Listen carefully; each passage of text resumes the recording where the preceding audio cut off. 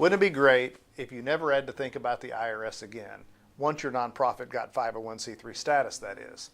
Well, as you can imagine, that's pretty unrealistic. And as it is, the IRS anxiously awaits to hear from your organization each and every year, specifically through the filing of Form 990. Hi, I'm Greg McRae, CEO of Foundation Group, and this is our IRS Form 990 overview. So what is Form 990? Well, the official IRS subtitle is Return of Organization Exempt from Income Tax. Now, it's very tempting to think of Form 990 as a tax return, and it does resemble a corporate tax return, but really the IRS considers it an information return. And the reason for this is that nonprofits, if they are 501c3, are exempt from federal income tax. So what the IRS wants is information, details about the organization's expenses, income, and activities for the year.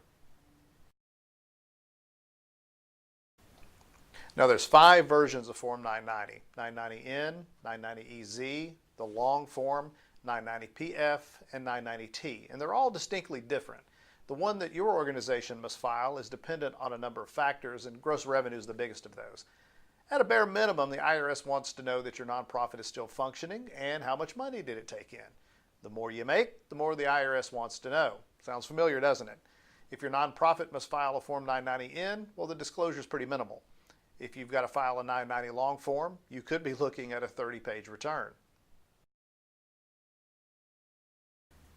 Well, despite the different versions, the IRS is consistent about one thing, and that's the due date.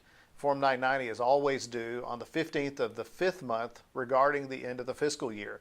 So if your nonprofit has its accounting or fiscal year end on December 31, your Form 990 is going to be due on May 15 of the following year. Let's say you've got a June 30 year end. Yours is going to be due November 15. Now you can file a Form 8868 as long as you do that by the due date of the original return, or the original return due date, that is. You can get a 6-month extension, but be sure and file that on time or even the extension will be denied.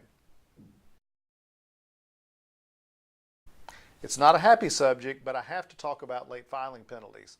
Returns that are filed late are subject to a penalty of $20 a day, up to a max of $10,000 or 5% of the organization's gross receipts for that year. Ouch!